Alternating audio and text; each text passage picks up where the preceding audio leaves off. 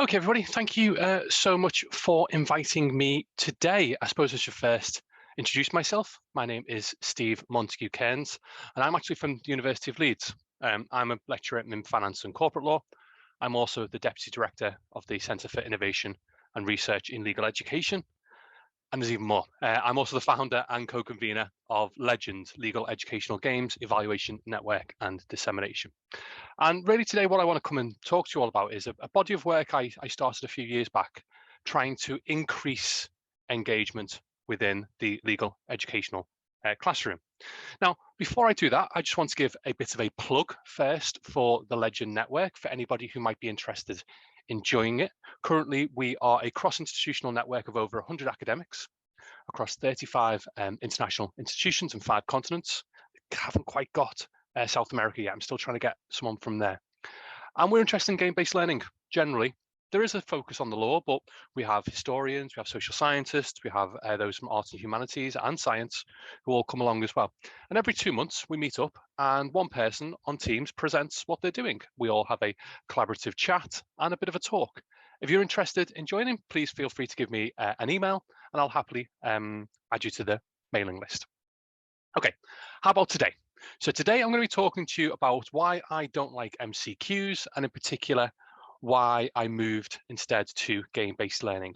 And first I'll start with why did this all happen? Well, it all started in early 2020 and we were all stuck at home, obviously because of this thing on the screen, the COVID virus, and it gave me an opportunity to revisit some of my teaching.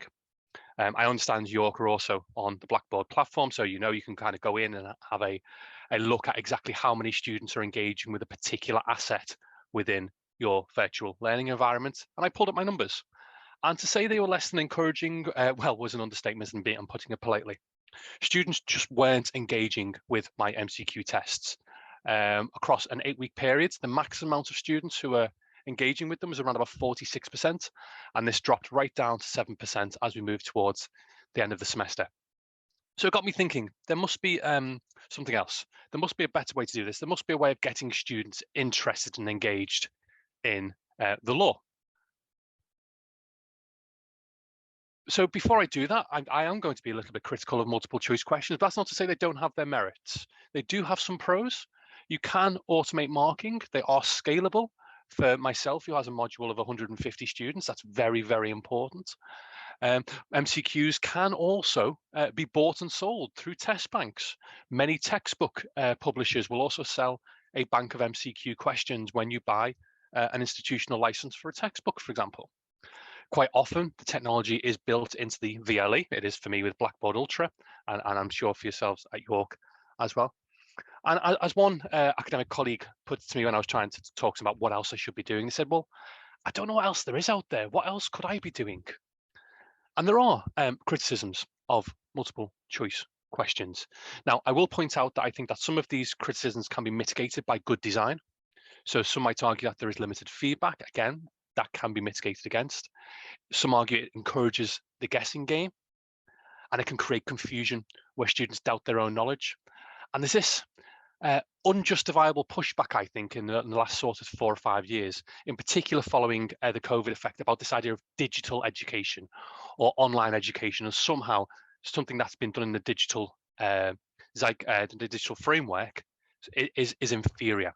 We see this from the UC Berkeley students' recent class action lawsuit, where in fact part of the lawsuit said online education or online instruction is not commensurate with the same classes being taught in person. And this aligns, in fact, I think it was about 2 weeks ago where we saw in the UK, there was a class action lawsuit being brought by numerous students against universities in the UK. But more importantly for me is this last point. When I asked my students, why aren't you doing them? They said, well, they're just boring.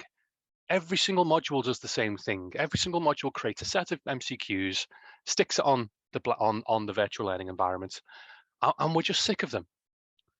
So to give you some context, I deployed this in my financial crime module. This is a master's module that I created in 2019, and it's rapidly grown. In 2019, we had 70 students, and then this year, the 22-23 cohort was right up to 150 with a significant waiting list, which means I needed something that would engage large number of students, which was technologically superior to what I was doing previously. The module itself is a 15-credit module. We have 8 one-hour lectures, 5 1.5-hour seminars, and some of independent tasks. So I wanted to create was some other way to reinforce learning that was better than the MCQ. And I had this MCQ bank built. It's probably at this point I should explain that I'm a massive geek. I'm a nerd, I'm a gamer, whatever phrase you want to use.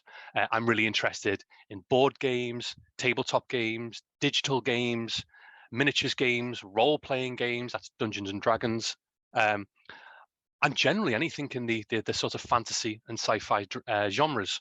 And that is a tattoo of a hobbit hole directly on my arm right there. That's how much of a nerd I am. And it was when I was playing one of these games, the game in the middle actually, and if you are a bit of a gamer, you'll understand, this is Twilight Imperium. And this was about 8 to 9 hours into a 12-hour game of Twilight Imperium. The game's that big, that is my dining table. And I had to bring a second table, which is my desk, to just fit it all in. But it was that idea that the game captured my imagination and my attention for nearly, well, over 12 hours. I thought there must be something in this. And a few years ago, I started investigating the role of game-based learning. Now, game-based learning takes advantage of gaming technologies and techniques to create what is perceived, or hopefully, a fun, motivating, and interactive learning environment for students. It's really important to distinguish this from gamification of learning, because gamification of learning is where we use extrinsic motivators, such as badges or leaderboards, to encourage students to engage. Game-based learning is turning that on its head. I'm talking about intrinsic motivators that create low-stakes simulations, which is very important, in particular in my area of law, where students don't want to be wrong in front of their peers. This low-stakes ability to say, well, you got it wrong in the game, it's not the end of the world, you can learn from that experience, is imperative. And it's this move away from the didactic sage on the stage. It does hopefully achieve both clear learning outcomes that are aligned, and also focuses and aligns with the 2023 QAA subject benchmarks for law. It does with this, or hopefully we do this by creating serious games. Now, serious games are games that are designed for a purpose other than solely entertainment. Usually these are custom built with a specific learning objective, which aligns with your module learning objectives. And other popular games have been adapted for educational purposes. Minecraft has an education edition. Roblox also has an education edition. And proponents like myself argue that serious games can increase engagement, increase both extrinsic and intrinsic motivations. They have the ability to teach abstract knowledge and transfer knowledge, and to train new skills, create awareness, and change behavior. Now, some have argued that there is a lack of empirical evidence to support its efficacy. However, the evidence base is growing. And if you have a look at a brilliant article by Fataris and Mastouris in 2019, they look at a metadata example or a metadata approach to the use of game-based learning. But today I want to focus on a specific type of game, and that's the escape room. Some of you might have done these or with your families or friends. These are live action team-based games where players discover clues, solve puzzles, and accomplish tasks. They do this as a collective and generally in a specifically designed space. These first came to fruition in Japan in 2007, and Kroski estimates that we have over 7,200 rooms by 2018. No greater data than that. And they have been deployed in a physical sense in legal zeitgeist by people like Chatterton, who did a great study in 2020. But of course, when I was looking at this was around COVID. This was around when we were all locked away. And I wanted to have a look through the digital space. Now, I'm not going to spend an awful lot of time on this, but just to kind of explain that game-based learning can and should form a pivotal part, or I argue, should form a pivotal part of legal education. We're already deploying a lot of examples of game-based learning within legal education that we don't really recognize or as such.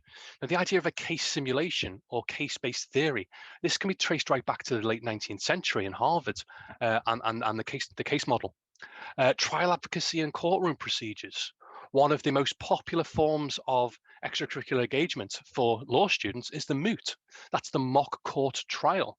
That's just a game or simulation which simulates courtroom environments. But games can do so much more than that. Games can promote ethical decision making, and they can present ethical dilemmas.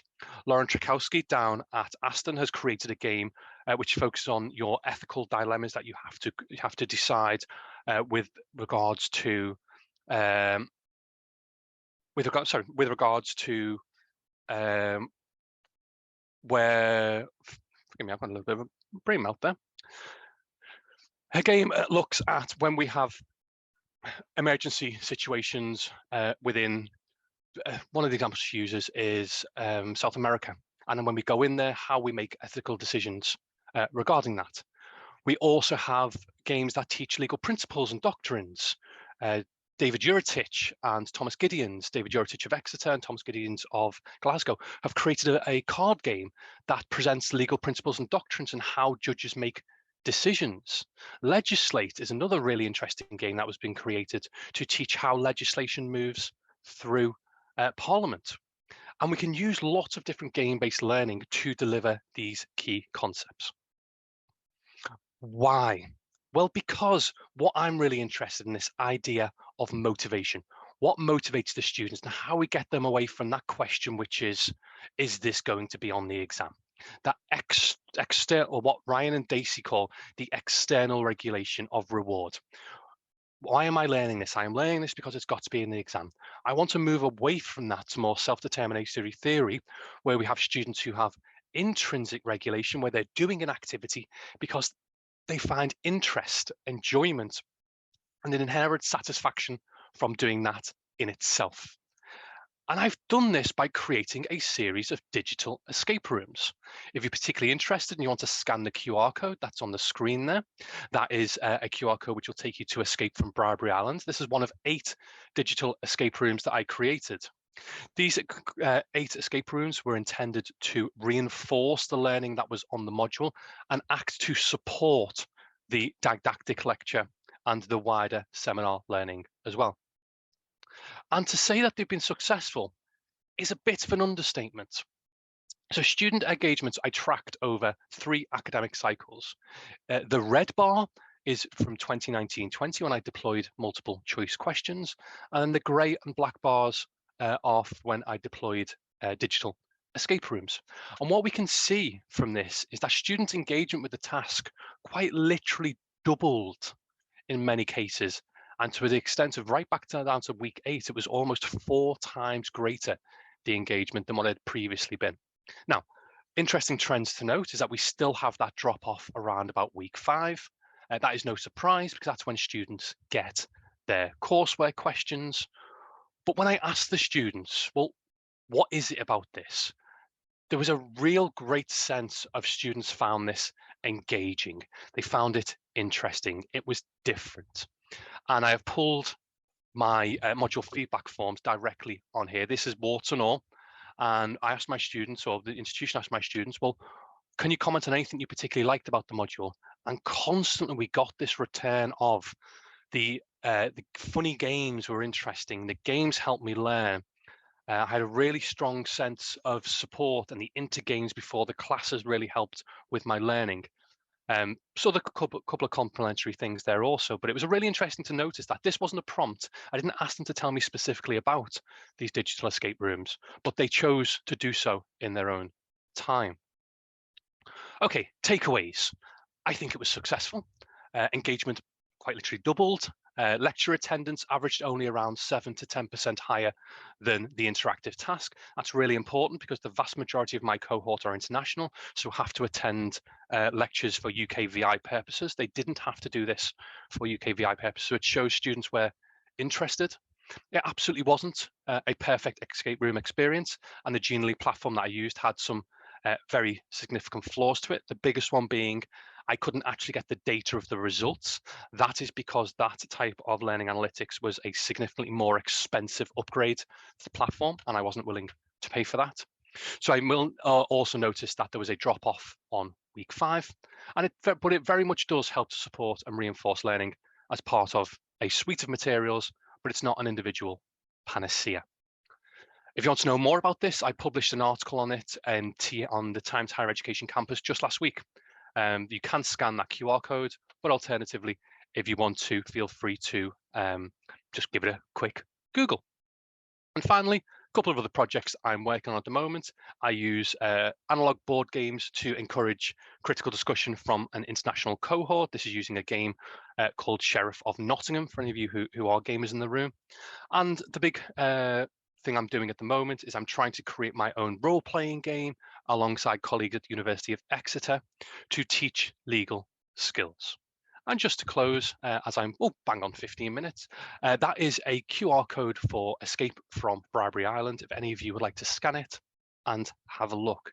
And I think I have just kept to time there. I have a question, if it's possible, to abuse my position. Thank you, first of all. Gamified learning just captures my attention all the time. Since it's law and we don't usually combine law with gaming, law being so serious and gaming being entertainment, in your professional opinion, is there any chance that students can find a way to score higher grades without having studied to the extent they would have studied for a more academic focused paper? Thank you. Thank you very much for that. Okay, so to explain, the way I use these games is for knowledge reinforcement, but also for teaching soft skills. So I will never have a summative assessment using a game. So there isn't that motivation for the student to go, right, well, this is going to focus, this is going to add towards my final degree pathway. And I use that very deliberately because a lot of the games and the games that we use require things like negotiation. You know, one of the things we do with Merchants of Bribery is the so-called prisoner's dilemma. So, you know, the prisoner's dilemma of there is no one perfect choice. And this is where it ties into the requirements for education of legal graduates, because legal graduates do need to have a specific skill set when they move into the world of work. Things like the ability to work as teams, the ability to negotiate, big part of being a legal career. So what I try to do with this is to try and take it away from this idea of the summative assessment, away from that extrinsic motivation to say, no, look, this is about building your skill sets. This is about building something that's going to benefit you in the future, and approach it in that intrinsic way, and not to say, well, look, this will just get you a mark at the end of the day. You're absolutely right. There is a bit of a kickback sometimes from some students who say, well, we're lawyers already. And you think, well, no, you're not. You're still students and you're still there to learn and you're still here to make mistakes. And that ability to make mistakes in a low stakes environment is imperative. Thank you so much. Very useful answer. Thank you. I can see we've got a question here from someone in the lecture hall.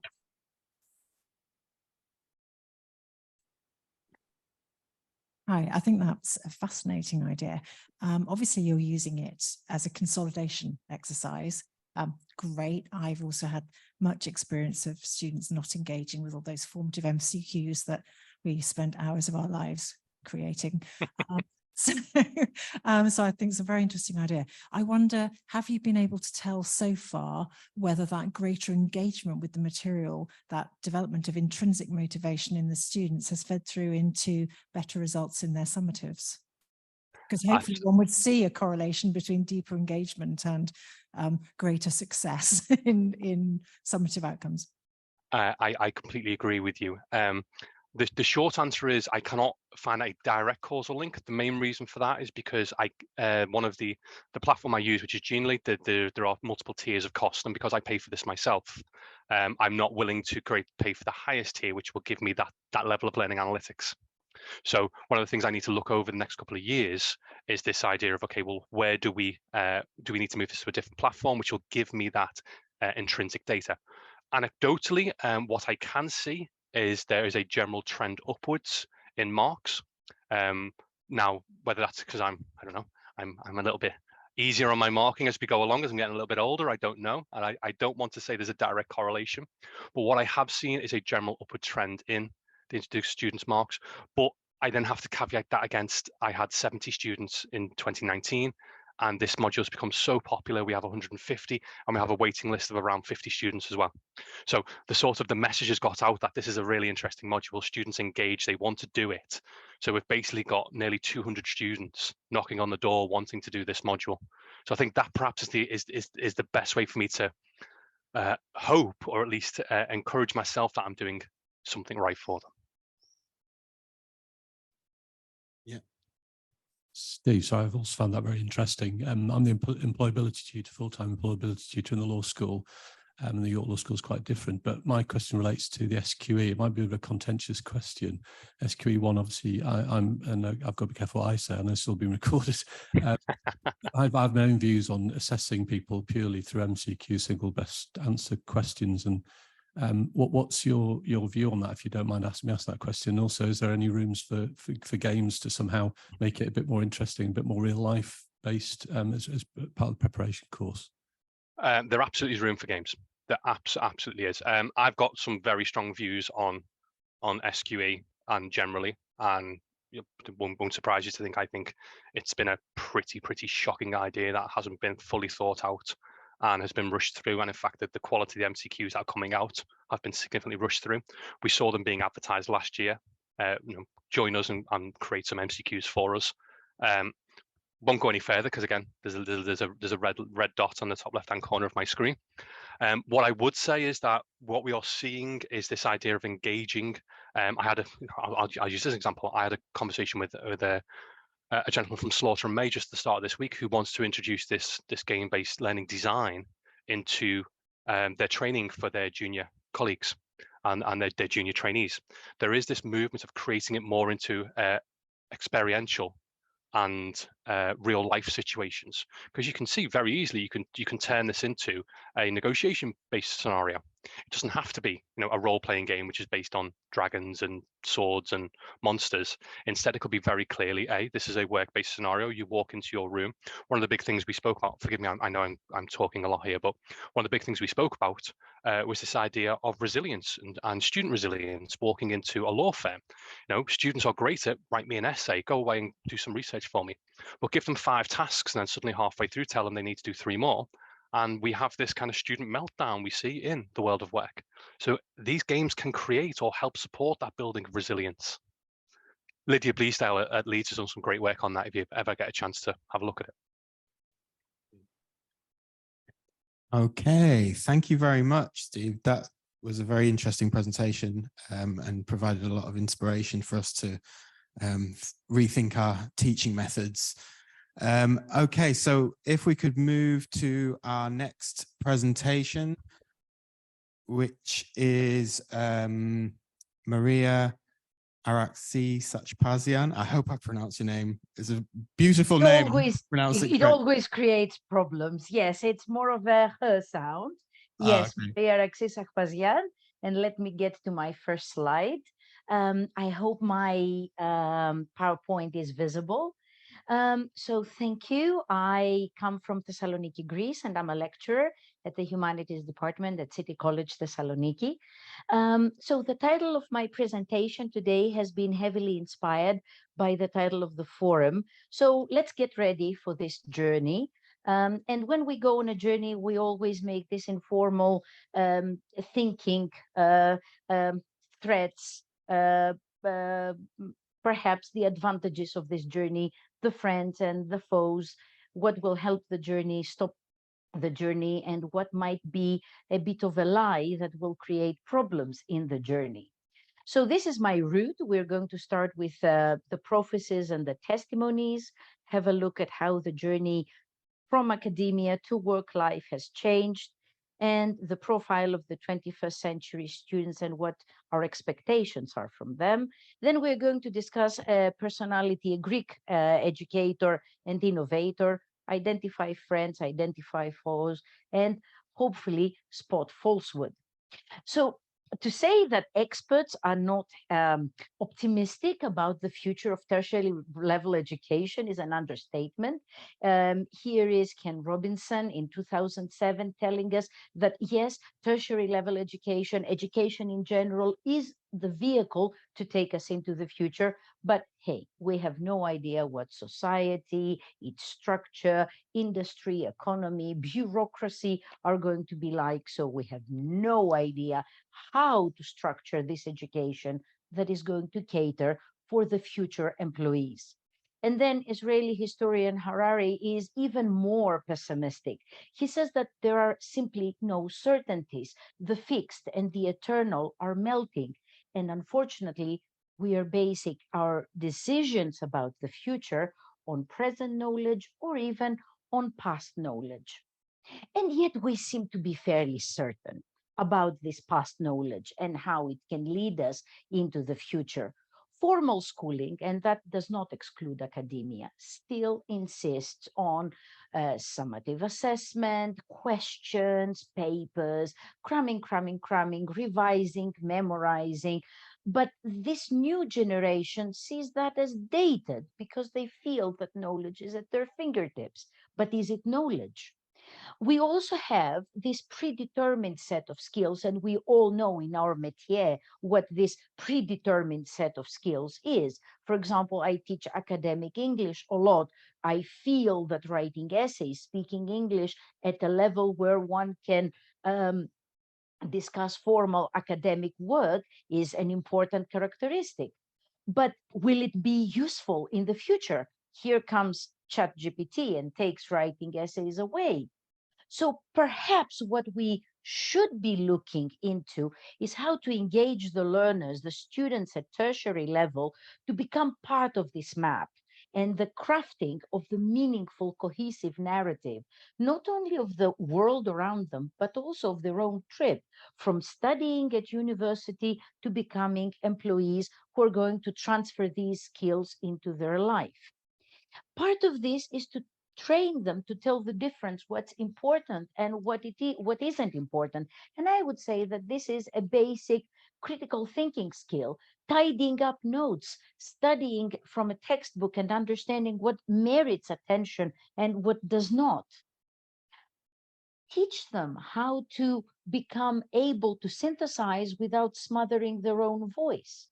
Teach them to think critically, communicate, collaborate, and be creative. And Harari adds another thing. Teach them to embrace the unknown, which to my ears sounds as, guys, we have no idea what the future holds, so let's be fully prepared for everything because we cannot exclude anything. So how has the journey changed? In the past, people went to law school, they studied for 4 years in my country, they graduated, perhaps they went on to study at a MA level, but they became lawyers. Nowadays, people might go to law school, but at MA level, they might do something completely different and they may end up at a very different profession that will not be what we have in our mind as what a lawyer does. So the perceived end of this journey is different. And, you know, the end is not an end. It's just another stop. And the difference is how long we linger at this stop. And if you want to get to the next stop, well, you need to acquire more skills because the previous set of skills, not available any longer and not enough any longer to navigate the world. At the same time, that train I'm on, it keeps becoming more and more digital and I have to keep up with it. And my life keeps becoming longer and longer, which is a good thing. But at the same time, what I take for granted and what is given for me as a professional changes as we move on. I think it was 5 years ago, I compared my life to my mother's life at the same age, at some point in the 1980s for my mom. And I realized that what she had as a given was not nearly what I have as a given. And if I just pop my head like that to see where the engine driver of this train is, well, there is no engine driver. The driver is me. Well, I'm not a student anymore, but am I not? Because every year I have to add to my already constructed professional identity and reinvent myself as a professional. But I'm an adult. My students are 19-year-olds and they are busy dating, posting, chatting, experimenting with AI, and playing the odd video game because they are not reinventing themselves. They are now inventing themselves. So who are they?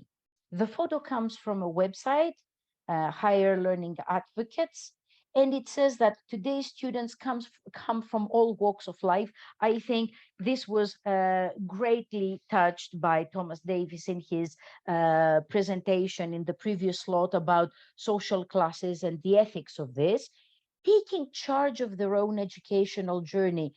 And yet my question is, are they taking charge of their own educational journey, or do they simply jump on this train that is pre-constructed with its stops and its compartments, and they have no idea where they're going? They just want the easiest route to the destination. So what's the profile of the 21st century? We tend to think of them as digital natives. There is a lot of research and a lot of disagreement. Are they all digital natives? Can we put them all in one basket? Are they consumers of material? Are they prosumers, producers and consumers, to use the term coined by Dudney and Hockley? Or are they digital servants, to look at Schabag's term? Are they constantly running after technology, trying to understand why their mobile phone is not at the end of their right arm? These young people have a very selective digital literacy, because at times they are amazing. They can create their own films, they can download subtitles, they can do the most complex things because they want to. But if their lecturer asks them to download 2 PDFs, or one Word, one PDF, and then merge them, we can't do that. Some of them live away from home, which might affect their well-being. They are dealing with an increasing complex reality. Once again, I think Thomas Davis touched on all these, how this part, the financial part, working, looking for a job, might affect them. They are trying to organize a self-organized learning environment, but due to lack of previous training, that might be harder than it seems, which means that they cannot fully take advantage of the tools. They need to multitask, but find it increasingly hard to focus and to commit. And the easiest thing to do is to lose focus and just simply give up. So this is a story told by Harari. As you can see, there are some orange additions in brackets. These are mine, because I turned the story that he tells about primary school and secondary school into an analogy for academia. I'll be silent for a minute so that you can just read.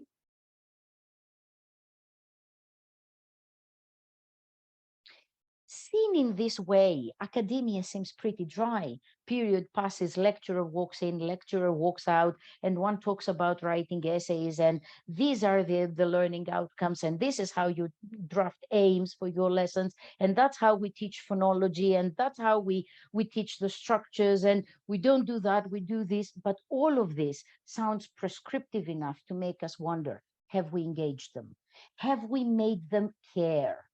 We expect them to sit down and listen at a time when most of them keep fidgeting and they cannot focus. We expect them to engage when the world is just an open Facebook post. We expect them to study when study is being undervalued. We expect them to participate, but I'm not sure if previous education has taught them to do that. We expect them still to memorize and answer questions, pass exam, achieve scores, compete, finish a degree. So to just paraphrase what Teams and Heyman say in their book, New Power, the students are playing Tetris and the chips are falling very fast. The learners are getting progressively overwhelmed and they have no control. This comes from somebody who adores Tetris. People, you're going to lose. So what should we expect? Well, perhaps find their own meaningful way, have a greater role and more active participation in the construction of their own curricula, become more actively engaged and critically examine and research so that they can choose how to participate.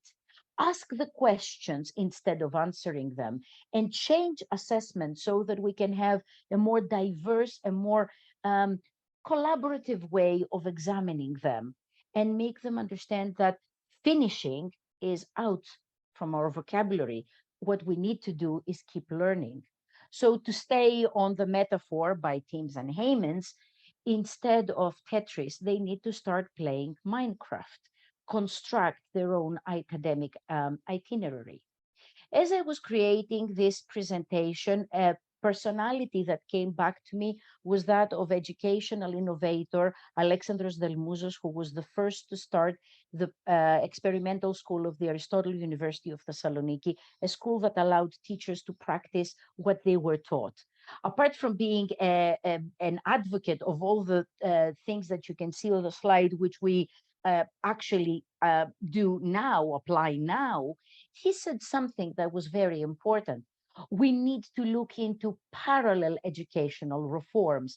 We can't expect students to change ways of learning, being examined, ways of thinking about their own learning just because we snap our fingers and we signpost tertiary level, academia, change way of learning. We need to start early. How? By asking them to spot their friends, and these are the resources, but also by helping them develop the wisdom to use them appropriately. And these resources include us. An example that I was inspired by Stephen's presentation just a moment ago, putting a new spin on old tools, how we can use games for education, and how lecturers can think of how this can happen, how we can use technology, but in a way that is controlled by students, how they can develop a growth mindset, and how universities can perhaps create a framework to join, to connect academic study with the future and the employability of the students. And these are our York employability profile badges, which I'm not sure if the students spent enough time and if they have the patience to study their coursework handouts, their assessment handouts and syllabi properly, so that they can see how each and every unit contributes in their making. The world is filled with factors that will hinder learning. And these have to do with the deep-rooted ideas of how learning occurs, the lack of flexibility on the part of the learners, but also on the part of the lecturers, and our inability to focus on how our lecturing will help learners become surface, avoid being surface learners, but become deeper learners who are not graduation oriented. The world is also filled with false friends who promise additional help, but actually do not help. There is the promise that studying can be avoided. There is this widespread feeling that you don't need to know anything. You don't need to learn how knowledge is constructed. And you don't need to pay attention during lectures. You are there just to avoid being marked absent, not to actually learn. And unfortunately, there is this fear that people feel that it's the same to give away one's brain to artificial intelligence, which to focus on Tim's and Heyman's again, it's not an ace idea. It's not actionable, doesn't give me power as an agent. It's not connected with my community, and it doesn't allow me to extend my action. So in conclusion, between Tetris and Minecraft, in the 21st century, perhaps we need to start with less top-down and more bottom-up, more participatory practices, more collaborative practices. Thank you. Okay, we don't have any questions for the moment. Maybe we'll move on to the next presentation then. And we've got Volha Arkipenka. Yeah, that's correct. Hello. Hiya. Okay, well, would you like to start your presentation, please? Well, first of all, hello, everyone. I'm Volha Arkipenka. I'm from the Department of Education here at the University of York. The reason why I'm not on campus today is that I'm 38 weeks pregnant and I expect birth anytime now. Basically, I will be a little bit breathless. I apologize for that, but I'll do my best. So I'll share my presentation. Today, I will be talking about developing an online or open exam for students in our department in education. And the reason why I will do that is that in my experience, this type of exams are getting more and more popular. So during the pandemic, all the world moved online, and this included assessments at universities, and the very common format became an open online exam. This is where students are examined online, maybe through a VLE, maybe through Blackboard, Moodle or something. And this is done in the open format, that the students don't sit in a classroom, they're anywhere where they choose to be. This became a form of assessment during the pandemic. Now that the pandemic is over, let's say it's over, obviously the online education has been scaled down, but this type of exam seemed to still be used. But for example, here at the University of York, we were asked not to run any closed exams this year, even though we technically could. So that's why I will be sharing experience of what we did in our department, hoping that this will help us to understand what are the good practices in running these types of exams. So we use this type of exam in our course, which is called English Linguistics. I'll start by telling a little bit about the course so that we know the context, then about the exam and the outcome of it. So the English Linguistics course is a core module for our MA2SOL program, and this is a very large program. We're talking about 100 students, so all of them need to take this course. This is a co-taught course where three or four lecturers each year, and we have GTAs to help us with seminars. And this course is very focused on the mechanics of language. So it's about the structure of English and how it can be applied to English language teaching. And all the time it has been assessed through exam. But there were issues with the assessment. So before the pandemic, it used to be a closed exam. During the pandemic, it was an open exam, an open paper-based exam. This is when we gave the paper to the students and asked them to do the exam by themselves and then submit it to us. The first time we did it, we used, it was like a coursework. So we gave them 1 month, then we tried 48 hours, but there were issues. So here, what the issues were. So when it was a closed exam, our scores tended to be quite low, and on a few occasions we had to scale them up. So perhaps the exam was too difficult for the students. When it was turned into an open exam, the situation was the opposite. The scores just skyrocketed.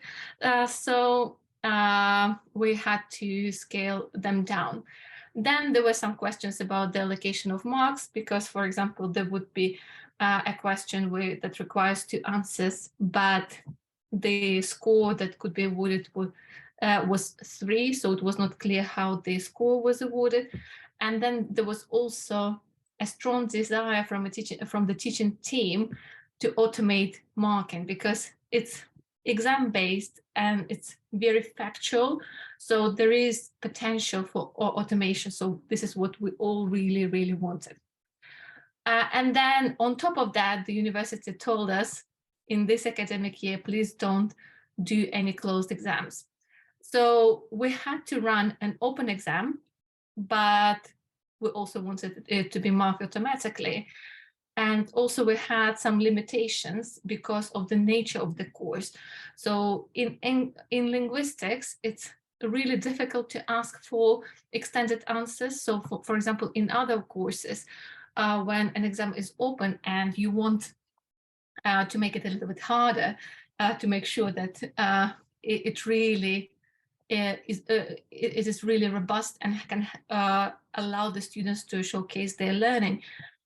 It's possible to ask for extended answers, and then you have more scope to judge whether it's their own work and to have the nice bell curve in the end. But this is not the case here. It's very much like mathematics. 2 + 2 = 4. Those who get 4 are right. Those who don't, it's wrong. So it's black and white and very narrow. In previous years, we tried to revert our questions. So normally what we ask in this type of exam is, for example, for morphology, which is analysis of word structure, here's the word, analyze the structure of it. So when we did it in an open format, we tried reverting it and we said, okay, find the word that fits a certain structure. But this was not really a good idea because initially we thought that it would help with collusion or plagiarism. It will not allow students to collaborate. But what turned out to be is that many students thought that the more difficult word they find, the higher score they will get. So they started to come up with really random words and really bizarre examples, or some examples that were really difficult to mark. And we're talking about 100 students. So we needed to be conscious of how we do marking. So we were quite limited in our choices of how we could run the exam to make it appropriate for our course. So what we decided to do in the end, we decided to run it on the VLE. VLE is our Blackboard system here at the University of York. And to make it harder for the students and to increase the robustness of the exam, we decided to limit the time that we give to the students to ask more questions and to randomize questions. And I'll explain it now, what exactly it involved. So normally each year we have 7 sections in the exam, and we kept the structure, but then we asked 10 questions per section instead of 3 or 4 as we normally did. We matched, so each question became worth 1 point, so no variation like it was before. And we randomized the order in which answers were displayed. So the question and the options that were provided were randomized for each student. And then we also randomized questions. So for each question, there were 4 variants. And I'll give an example of that. So here you can see an example of one of the questions from morphology section. You can see that the options, bookshelves, unable, pollution, whatever, they're the same. So all students saw the same sample answers, but the question that they saw was different. Some students saw the question about 3 morphemes, and some students saw the question about 2 morphemes, somebody about 1 and 4. And it was randomized. So this is just to prevent collusion, so that students, the time is limited anyway, and it's all randomized. So it can make it really, really difficult to collaborate and push them to sit just their own exam.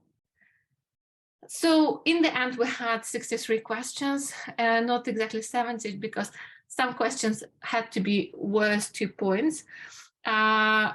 So to permit randomization, we ended up writing 252 questions.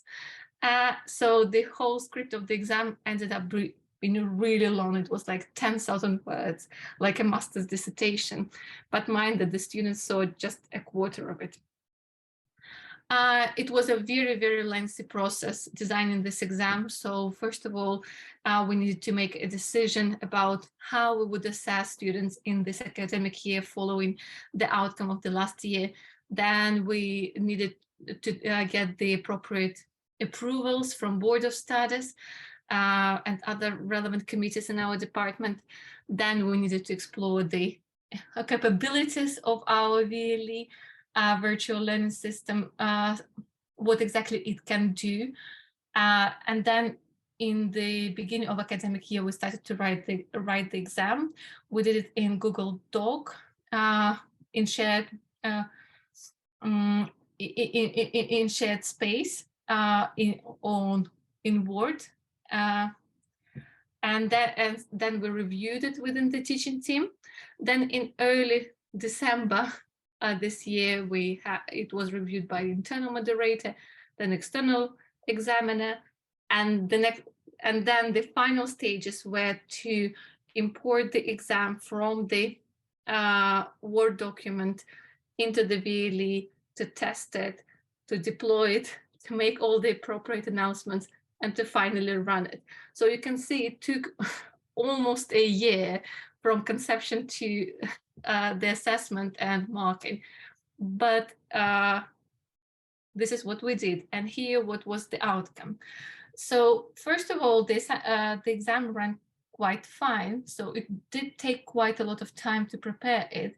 But once it was ready, it was pretty straightforward to run it, and particularly straightforward to mark it. 3/4 of it was marked automatically. The rest needed some manual check, but it was quite easy because on the wheel you can just choose mark by question. You just choose a question and go through that question, check it.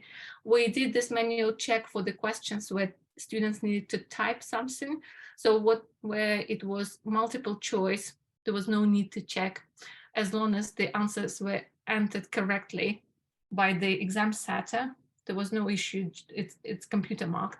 But open questions, something that requires students to type, needed manual check because sometimes students may make mistakes, type something wrongly, so the system may not recognize the answer that is correct. So that's why we checked that. But as I say, it was pretty straightforward.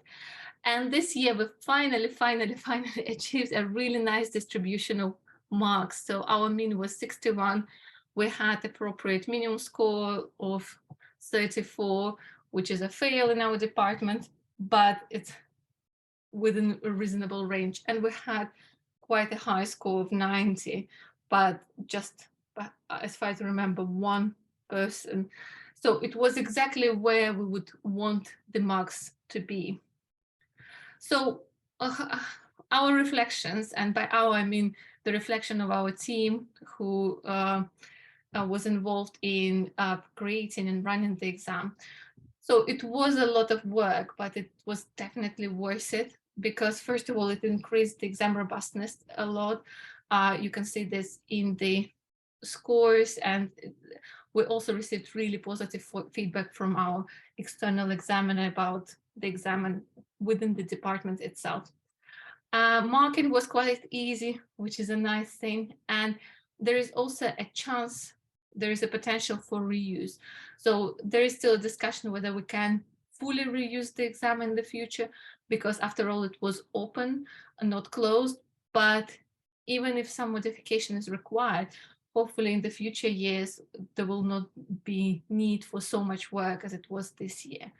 And yes, in the end, I would do it again, and I would definitely recommend it to others.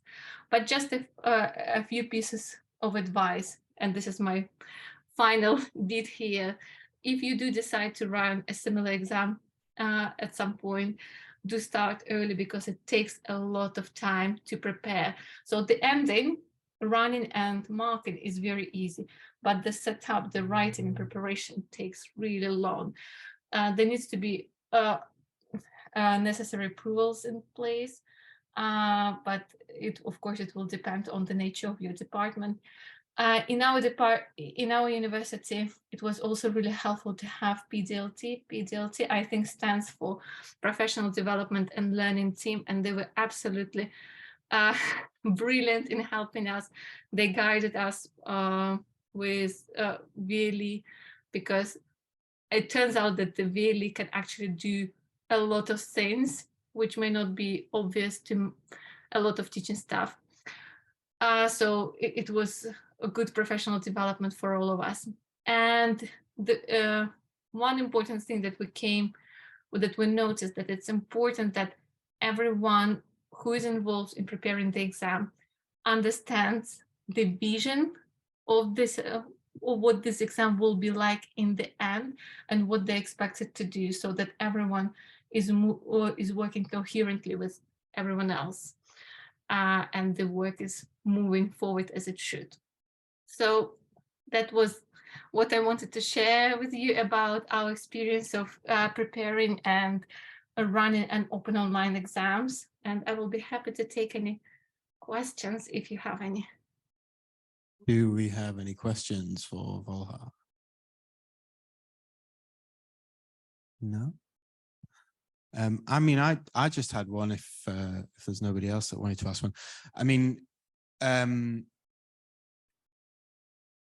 you know, in terms of the VLE, I mean, you mentioned that the VLE has many functions which we're not aware of. I mean, sometimes the VLE though can be quite sort of you know, not always the most user-friendly platform. Did you have any issues with that, with running a test on there? To be honest, I was quite impressed by it, because this was my experience before, because I felt like before the experience of setting up this exam, it really felt to me, if not necessarily archaic, but not necessarily very user-friendly. But when we started to really do things with it, I was impressed by how much it can do and how well it actually does it. So no, we didn't really have any issues later on. So any issues that we had were all from humans. And did you have any feedback from the students about the usability of it and the kind of we didn't have a lot of comments, but I think this is the biggest compliment here. So no complaints, nothing at all. Everyone was, we did formatives very similar to the summative. So we called it mini tests. So every week the students had, so I told you that the exam had 7 sections. They had one section with questions similar to the summative, and they did it in their own time. So they were quite well prepared. And when the time came for the actual exam, it just went like a bliss. So we monitored this. We need our policy is that we need to be available when exams of this sort are happening, even though they're not in the classroom. But the students were in this virtual space doing the exam exactly on time. Everyone, almost 100 students, who like the number of students that we have, they all enrolled, and no question, no comment, no, like they were all just doing it. Once it was set up, it just worked really well. It just took really long to set up. I would say this is the thing. Okay, thank you very much. And thanks again to all of our presenters for this session. I think we've had some really interesting and inspiring ideas.